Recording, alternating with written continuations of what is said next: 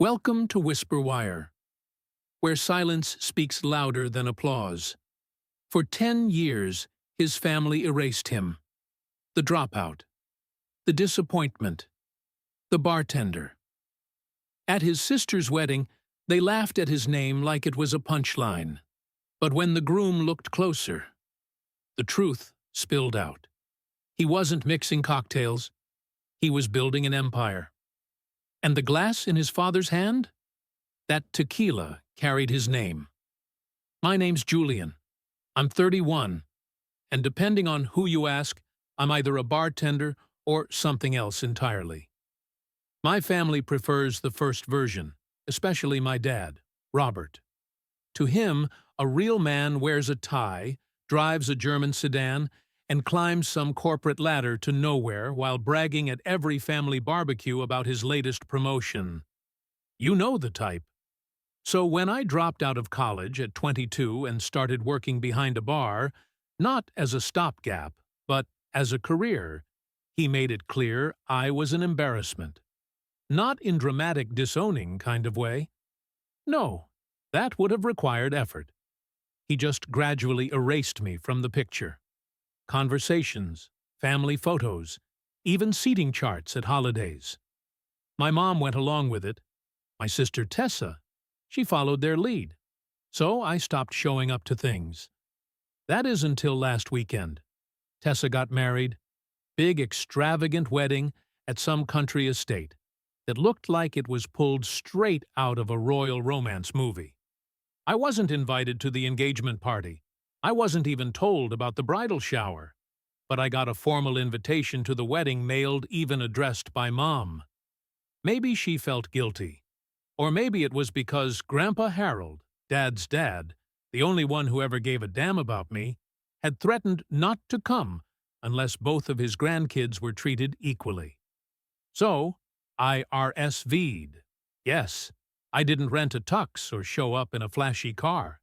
Just a tailored black suit, clean shave, and a quiet entrance during cocktail hour. I figured I'd stay on the sidelines, congratulate my sister, and leave before dessert. But life had other plans. The moment I stepped onto the gravel path leading up to the venue's main hall, I heard the tail end of a laugh I recognized too well. Dad's. I walked around the corner and saw him near the bar talking to a group of distant cousins and one of Tess's new in-laws. His glass was half raised, his words already slurred. Julian? Oh, you mean the bartender? He snorted like the word tasted sour. He's probably mixing rum and cokes in some club downtown. He won't last 10 minutes in a place like this. They all laughed. Even Mom. I could have turned around right then. But I didn't. I clenched my jaw, straightened my spine, and kept walking like I hadn't heard a word. My hands were shaking, not from embarrassment, but from restraint. I hadn't seen Dad in over 2 years, and the first words out of his mouth about me were a punchline. The reception hall was huge. Marble floors, vated ceilings, chandeliers big enough to crush a smart car. People in designer suits and sequin gowns sipped champagne and laughed like they were born doing it. I stayed on the edge of the room, watching the social machine run smoothly without me. Then the couple made their entrance.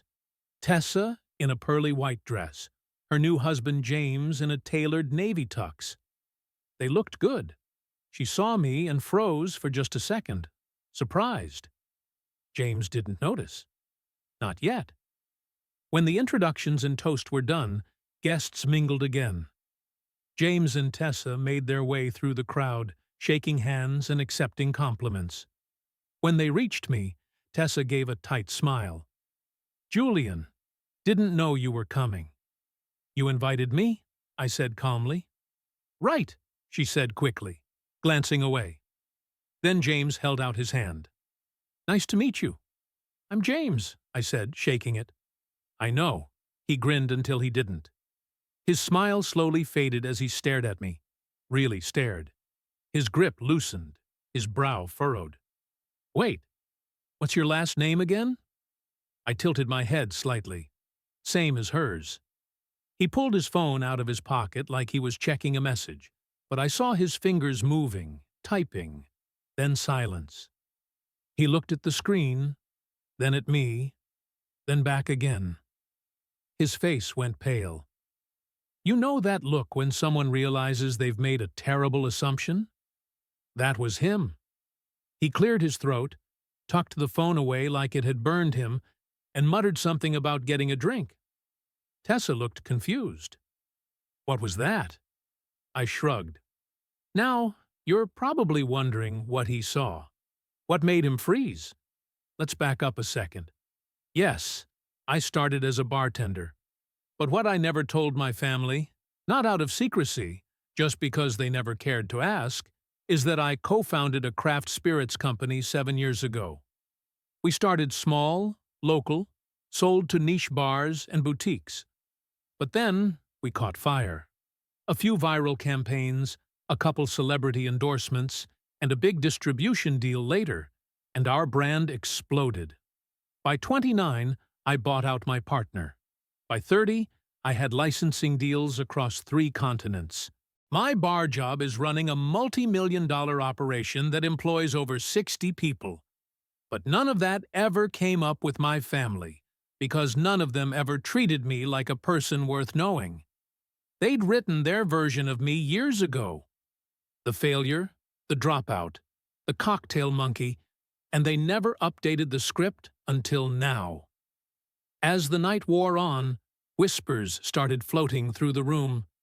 I saw James whispering to his brother, then to his father, then to a groomsman, who shot me a wide-eyed glance before quickly looking away.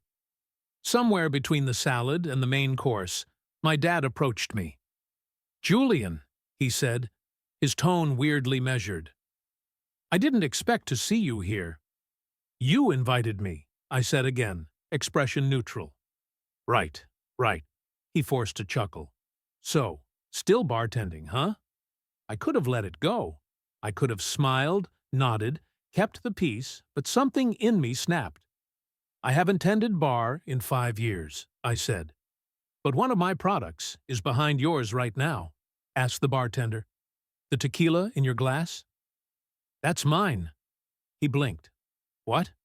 "I own the company that makes it." He laughed. "It wasn't real. You're joking." I didn't answer. I just walked past him and up to the bar where the bartender was stacking used glasses. I waited until he noticed me. "Hey," I said, "you guys using Kikes for the house tequila?" "Yeah," he said, lighting up. "Kikes Blanco. Smooth stuff." "You tried it?" "I'm the founder," I said quietly. His eyes widened. "No way." I nodded once. Way Dad had followed me. He heard every word behind me. I could practically feel his worldview cracking like ice under pressure. And that's when things really started to unravel. It didn't take long. I left Dad at the bar and returned to my table. I hadn't even sat down fully before I saw him across the room, whispering urgently into Mom's ear. Her eyes flicked to me, then to the bartender, then back to Dad, and I saw her face go tight with confusion, like a rug had just been yanked out from under her. She stood up straight, smoothed her dress, and started toward me with that passive-aggressive smile she always wore when she was about to pretend nothing was wrong. "Julian," she said as she arrived, brushing invisible lint from my lapel. "What was that little joke you were telling your father?" "No joke," I said flatly. He asked if I was still bartending. I told him the truth. She blinked at me like I'd spoken in code. "You own that liquor company, Kikes?" "Yes, but you never told us." "You never asked," I said simply. Her lips thinned. I could see her trying to calculate how to walk this back. She glanced around, noticing the subtle looks being thrown our way now. Cousins, friends, Tessa's new in-laws. They'd caught on that something was happening, even if they didn't know what. And gossip moves fast in a room full of bored people in formal wear. especially when the black sheep turns out to be something other than sheep. Mom leaned in closer, her voice a whisper now. You know your father doesn't like being made a fool. I looked her straight in the eye. Then he should stop assuming he's the smartest person in every room. She recoiled slightly, like I'd slapped her with words. She opened her mouth, but nothing came out. Instead, she turned on her heel and walked briskly back to Dad, whose face was turning red. Not from the alcohol this time. And then, like some badly timed sitcom punchline, Tessa walked up. She stood beside me, arms crossed, looking every inch the composed bride except for the storm brewing behind her eyes. "Can I ask what's going on?" she said, voice sharp. "James told me you own some company. He didn't give details, just said it was a big deal." I nodded slowly. "Kike's Spirits. We supply to several national chains. You've probably seen the ads." "Wait," she blinked.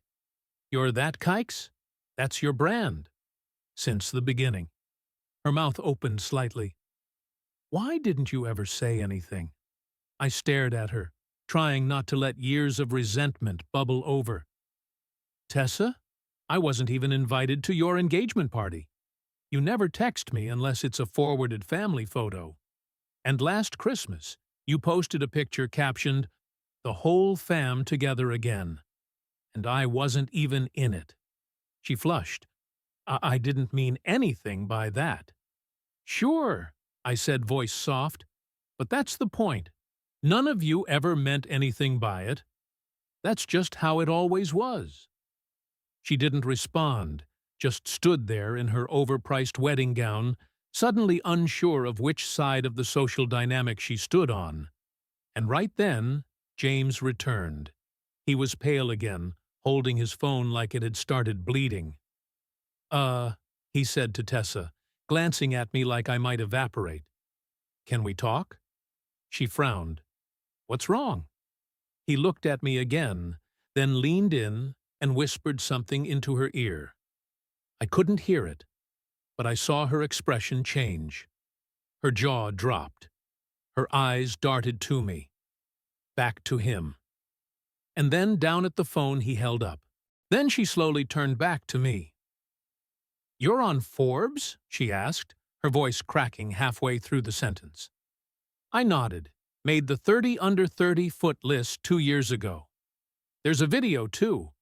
James looked like he wanted to melt into the floor. I didn't know who you were when I shook your hand. I thought you were just a bartender. I offered." He nodded awkwardly. "Sorry." That's when the rest of the room started catching up. I saw a bridesmaid whisper to a groomsman. A cousin pulled out his phone, then another and another.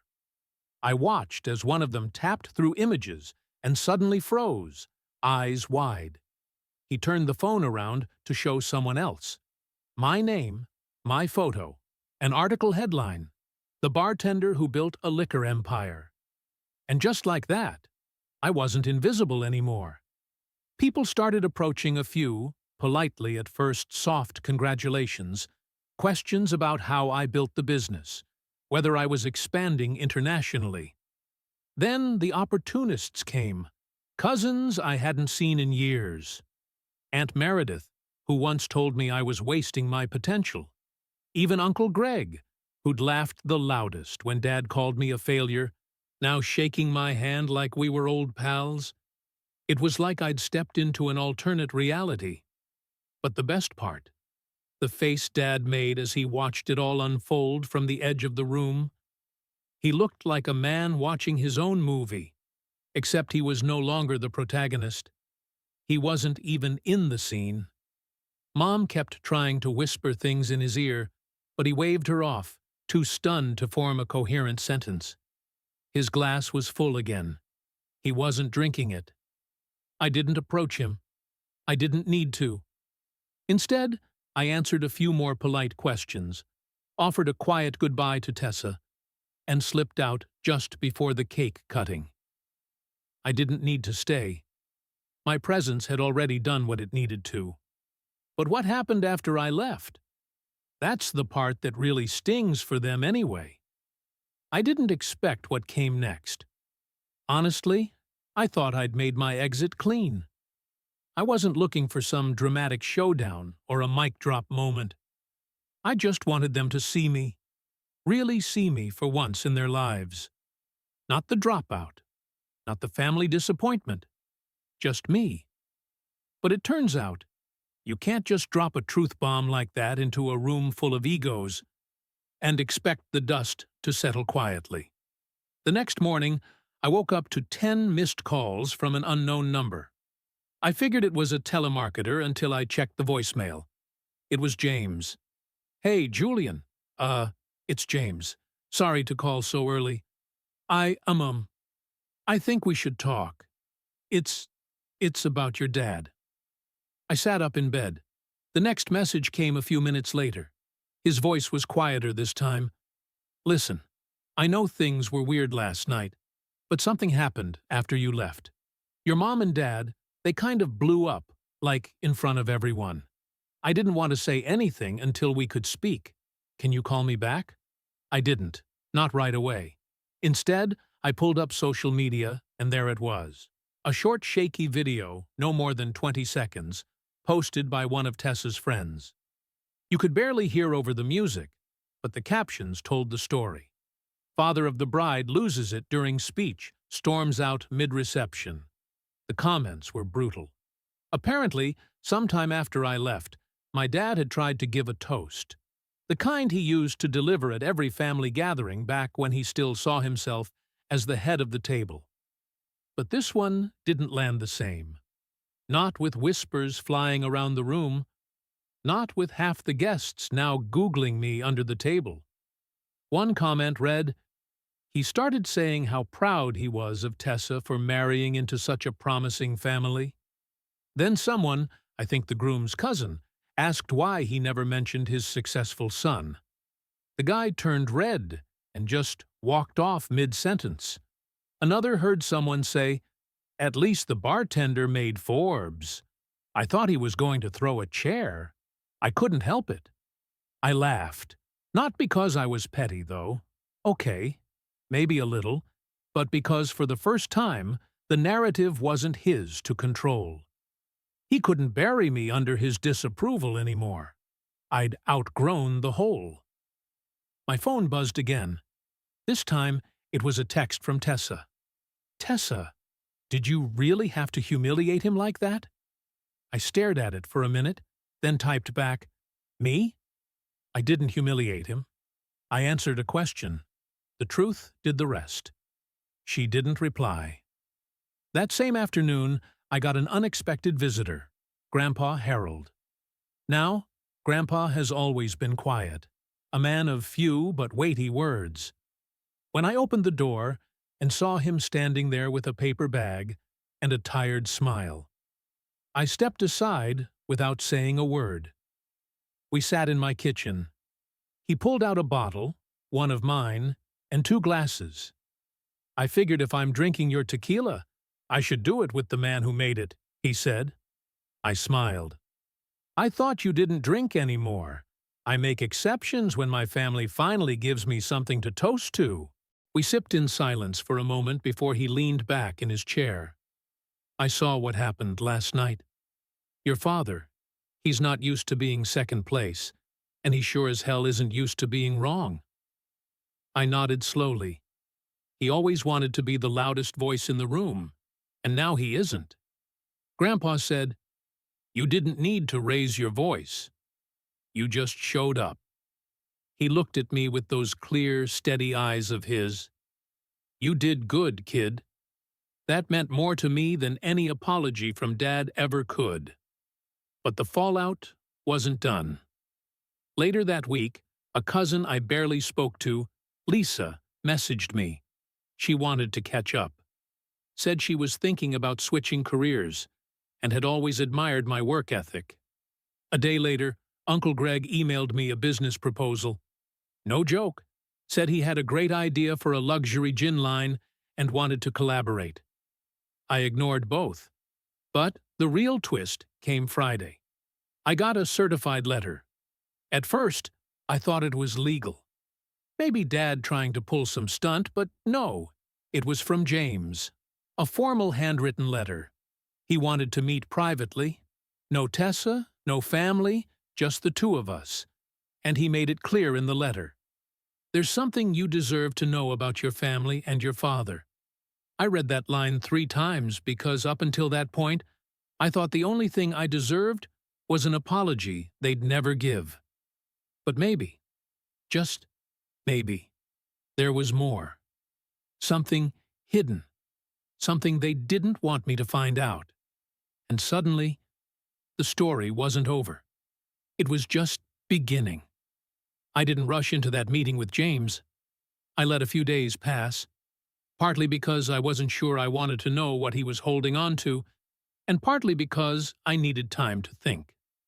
After everything that had happened, the wedding, the whispers, the flood of fake smiles and sudden interest, I wasn't sure if I was ready to dig any deeper into the family. I'd spend a decade keeping at arm's length, but eventually, curiosity won. I texted him a time and place, a small coffee shop in the city, the kind of place where nobody would recognize us and no one would eavesdrop. James was already there when I arrived, still in a crisp blazer, hair neat, posture straight. He stood when he saw me and offered a cautious smile, like he wasn't sure which version of me would show up. The quiet disappointment, or the man whose name had made headlines that week. I sat down across from him and didn't waste time. What do you want to tell me? He hesitated, glanced around, then leaned in like we were trading secrets in a spy film. Your dad, he said, wasn't just trashing you at the wedding. He's been doing it for years. I raised an eyebrow. Yeah, I figured that much. No, Julian, he said, lowering his voice. He's been deliberately lying to everyone. Me, my family, Tessa, even your own extended family. We thought you were barely scraping by. Like you were working odd jobs, living in some dingy apartment above a dive bar. I felt my jaw tighten, and you all just believed him. He didn't flinch. Yes, because he said it with conviction. And because every time your name came up, he'd change the subject or laugh or tell some story about how you couldn't hold a job or never finished anything you started. That part wasn't new, but it still hit like a slap. James continued, but after I looked you up, after I realized who you actually were, I asked Tessa if she knew. She didn't. She was floored. And when she asked your parents, well, he took a breath. Robert didn't deny it. He just said, he's not like the rest of us. I had to protect the family from his failure. I stared at him. Protect the family? I repeated. From me? James nodded. It was insane. He acted like you were some stain on their legacy. But the truth is, I think he knew how big you were becoming. I think he knew before we did. And he couldn't stand it. I sat back in my chair, the words tumbling around in my head. All those years, I'd assumed they just didn't care. But they did. Just not in the way I'd hoped. Dad had been actively rewriting my story behind my back, turning me into a cautionary tale to make himself look better. A failed son. A disappointment to be pitted, not celebrated. James slid something across the table. A manila envelope. What's this? I asked. Proof, he said. Emails, messages, even one where your mom told my mom you were working at a rundown bar near Skid Row. That was just last year. She actually said you were one missed paycheck away from asking for help. I opened the envelope slowly, pulling out a stack of printed emails and screenshots. I skimmed through them, each one more ridiculous than the last. Flat-out lies, fabrications. Some even included photos of me from years ago. One of me in a dingy t-shirt during a distillery install. Another where I was behind a bar, smiling for a promotional shoot used as evidence of how badly I was doing. I figured you should see them, James said. I didn't know how else to make this right. I looked up. Why are you doing this? He shrugged, shame in his eyes. Because I'm married into this family, and I didn't realize how much rot was hiding under the surface. And because I saw your face at the wedding and realized I've never seen someone look so calm while everyone else scrambled to catch up. I stared at the papers again, then folded them back into the envelope. Thanks, I said quietly. I'll hold on to this. We said goodbye. No handshake this time, just a nod. And when I stepped out into the sunlight, I felt strange. Not angry, not even surprised. Just clear. Like the final puzzle piece had dropped into place. I didn't go home right away. Instead, I drove out to the suburbs, back to the house I hadn't stepped foot in for years. The house where I'd grown up, been told who to be, and eventually discarded like a failed experiment. Mom's car was in the driveway. So was Dad's. I rang the doorbell. Mom answered, wearing her usual polished smile, the kind she used to welcome church friends or neighbors. She secretly gossiped about. The moment she saw me, the smile faltered. "Julian," she said, voice tight. "What are you? Is Dad home?" She didn't move. "Why?"